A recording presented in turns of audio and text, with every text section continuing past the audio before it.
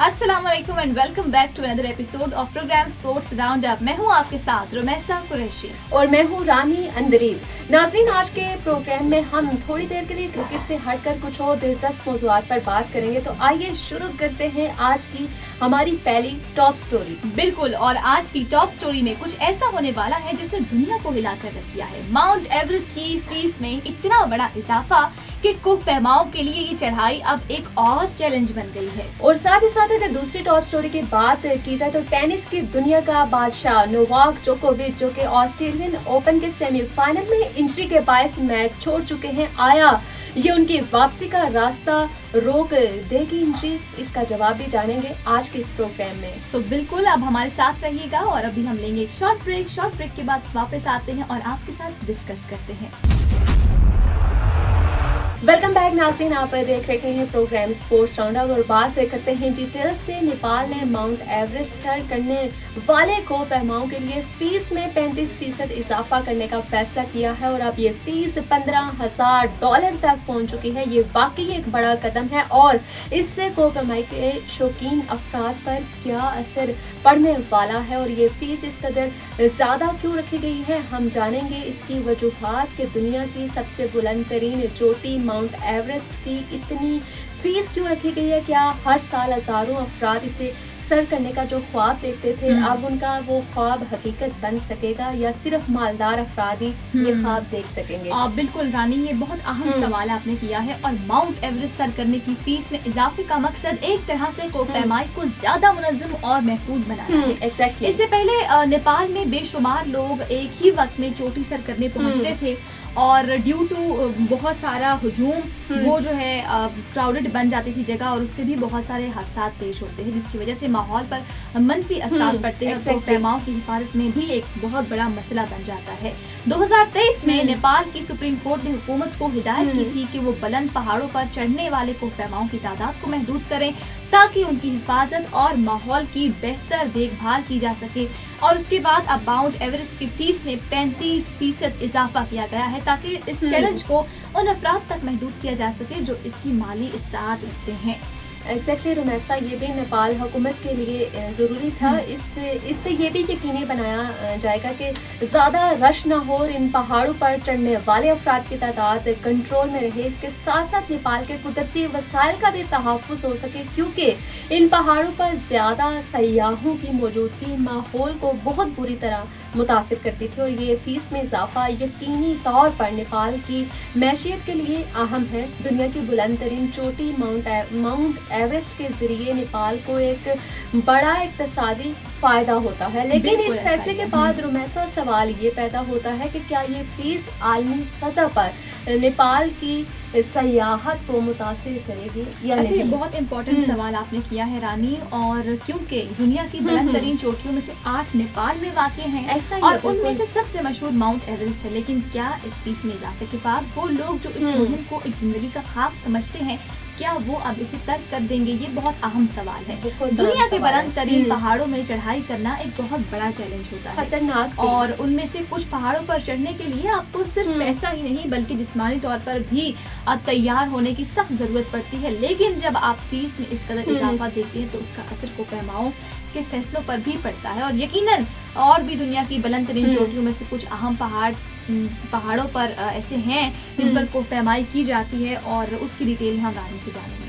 बिल्कुल रुमैसा, आप सही बात कर रही हैं। अगर बात की जाए बुलंद और बाला पहाड़ों की जिनको सर किया जाता है तो एक नेपाल के अंदर मौजूद चोटी है माउंट एवरेस्ट, पाकिस्तान के अंदर केटू नंगा पर्वत हैं। ये वो बुलंद मकाम हैं जिनको सर करना न सिर्फ मुश्किल होता है बल्कि बहुत नामुमकिन भी होता है। बिल्कुल ऐसा ही है, और नेपाल इंडिया के बीच में भी कांचनजुंगा आती है और फिर लोथे है, म्याकलो है, चुई एव्यू है, मनासलो है और भी तमाम पहाड़ अपने जो है वो बुलंद मुकाम और सख्त चढ़ाई की वजह से मशहूर हैं और इनमें से बेशतर पहाड़ नेपाल या चीन के सरहदी इलाके में वाक़ हैं जिन्हें सर करना बहुत मुश्किल और ख़तरनाक होता है। और यही वो पहाड़ हैं जहाँ कोपैमाओं के लिए उनकी जिस्मानी और ज़हनी ताकत का इम्तिहान लिया जाता है। बिल्कुल रमैसा, और अब माउंट एवरेस्ट की फीस में इजाफा नेपाल में दीगर पहाड़ों की सयाहत पर कैसे असरअंदाज होगा, ये भी देखना होगा। और हमें ये भी देखना होगा कि नेपाल की हुकूमत इस इजाफे के ज़रिए किस तरह इस बात को यकीनी बनाती है कि इन पहाड़ों पर आने वाले सयाह और कोपैमा महफूज रहें और माहौल पर इसका असर कम से कम पड़े। ये फैसला नेपाल के लिए एक नया चैलेंज भी हो सकता है रुमैसा, और ये एक नया मौका भी।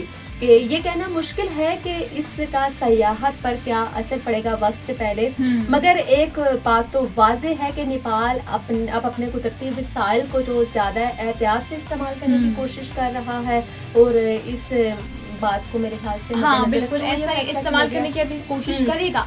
ये एक बहुत ही अहम वक्त है रानी, और इसके असरात सिर्फ नेपाल की सयाहत पर नहीं बल्कि दुनिया भर के कोपैमाओं की सरगर्मियों पर भी पड़ेंगे। अब हम देखेंगे कि ये फीस का इजाफा आलमी सतह पर कोपैमाओं के रुझानात को किस तरह मुतासिर करता है। नाज़रीन, ये थी हमारी आज की फर्स्ट टॉप स्टोरी। अब डिस्कस करते हैं अपनी सेकेंड टॉप स्टोरी को।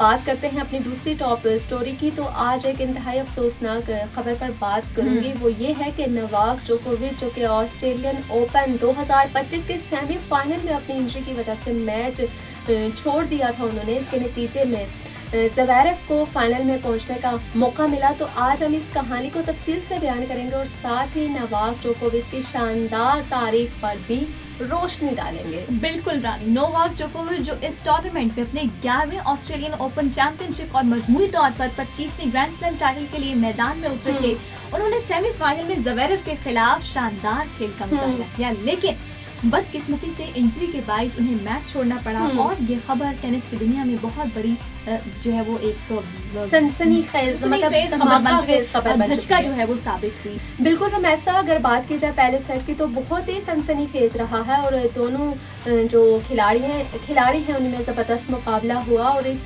सेट में स्कोर 6-6 तक पहुंचा, जिसके बाद टाई ब्रेक का आगाज हुआ और ज़वेरेव ने टाई ब्रेक में 5-7 से कामयाबी हासिल की और जोकोविच सिर्फ 5 पॉइंट ही जीत पाए। लेकिन इसके बाद जोकोविच की इंजरी का मसला मजीद बिगड़ गया और उन्होंने मैच जारी रखने से इनकार कर दिया। ये वाकई एक अफसोसनाक लम्हा था। जोकोविच जो कि हमेशा एक फाइटर की हैसियत से जाने जाते हैं, वो हमेशा किसी भी मैच में अपनी भरपूर मेहनत और लगन दिखाते हैं, लेकिन इस बार इंजरी ने उनका साथ छोड़ा और जोकोविच ने सेमीफाइनल से पहले ही अपने बाईं टांग पर चोट जो है वो खा ली, जो कि इस मैच में उनके लिए मजीद मुश्किलात का सबब बनेगी। और जब जोकोविच ने मैच छोड़ा तो कुछ मद्दाहों ने उन पर तनकीद भी की, ताहम जोकोविच ने अपनी इंजरी के हवाले से वाजे किया कि वो अपनी सेहत को मजीद नुकसान से बचाने के लिए ये फैसला कर रहे हैं, और उन्होंने दोनों उंगलियों को ऊपर करके अपने फैसले का दिफा किया और कहा कि ये उनका फैसला था ताकि वो अपनी इंजरी को मजीद बिगड़ने से बचा सकें।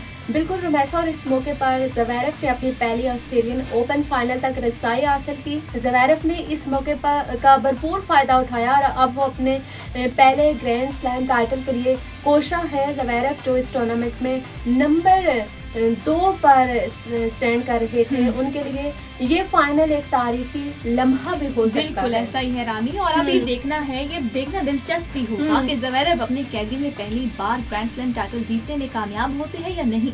उनका मुकाबला दूसरे सेमीफाइनल के फातेह से होगा, जो कि जानिक सिनर और बेन शेल्टन के दरमियान है, लेकिन उनके लिए इससे फाइनल तक पहुंचना पहले ही एक बड़ी कामयाबी है और ये उनके कैरियर की एक अहम कामयाबी साबित हो सकती है। और नोवाक जोकोविच की बात करें तो उन्होंने टेनिस की दुनिया में जो मुकाम बनाया है वो काबिल तहसीन है। एग्जैक्टली बिल्कुल रुमैसा, अगर बात की जाए उनके स्टार की तो 22 मई 1987 में सेर्बिया में जन्म लिया उन्होंने, और उसके बाद उन्होंने टेनिस की दुनिया का रिकॉर्ड ATP में एक नया बाब लिखा। वो 428 हफ्तों तक दुनिया के नंबर 1 खिलाड़ी के तौर पर टॉप पोजीशन पर रहे, जो एक शानदार कारनामा है। बिल्कुल बहुत बड़ी बात है। और जोकोविच ने अपनी जिंदगी में 24 ग्रैंड स्लैम टाइटल्स जीते हैं, जिनमें 10 ऑस्ट्रेलियन ओपन टाइटल्स भी शामिल हैं, और उनका शुमार टेनिस की तारीख के अजीम तरीन खिलाड़ियों में होता है। और उनकी मुसलसल मेहनत और शानदार कारकर्दगी ने उन्हें दुनिया भर में मद्दाहों की मोहब्बत और इज्जत दिलाई। उनका खेल हमेशा बेमिसाल रहा और यही वजह है कि उनका नाम टेनिस की दुनिया में और टेनिस की तारीख में सुनहरी हरूफ से लिखा जाएगा। बिल्कुल रुमैसा, और अब सवाल ये है कि नोवाक जोकोविच की वापसी मुमकिन होगी या नहीं। अभी तक फैंस के जहनों में ये गर्दिश कर रहा है सवाल, क्या वो अपनी फिटनेस मुकम्मल बहाल करके दोबारा टेनिस के मैदान में वापस आएंगे। यह सवाल अभी तक जवाब का मुंतजिर है। हम सबको ये देखना होगा कि आया ये इंजरी उनके कैरियर के लिए एक संगीन रुकावट बनेगी या जोकोविच अपनी बेमिसाल मेहनत से इस चैलेंज को भी पार कर लेंगे। बिल्कुल, जोकोविच की वापसी ना सिर्फ उनके मद्दाहों के लिए बल्कि टेनिस की दुनिया के लिए भी एक अहम सवाल है। उनकी वापसी से इस बात का पता चलेगा कि वो किस तरह अपनी इंजरी के बाद भी एक आलमी चैंपियन बन सकते हैं। ये कहना मुश्किल है कि जोकोविच की वापसी कैसी होगी, लेकिन हम सबकी दुआएं उनके साथ हैं और हमें उम्मीद है कि वो जल्द वापस आएंगे और टेनिस की दुनिया में अपने शानदार खेल का मुजाहिरा करेंगे। बिल्कुल ऐसा ही है रुमैसा, और हमें उम्मीद है कि हमारा आज का प्रोग्राम हमारे नाज़रीन को अच्छा लगेगा। और नाज़रीन से हम रिक्वेस्ट भी करेंगे कि आप कौन सी स्पोर्ट्स के बारे में जानना चाहते हैं या चाहते हैं कि हम लोग बात करें, वो भी कमेंट सेक्शन में ज़रूर बताइएगा। हमें दीजिए इजाज़त, मिलते हैं अगले प्रोग्राम में इसी तरह की एक्साइटिंग एपिसोड के साथ। अल्लाह निगहबान।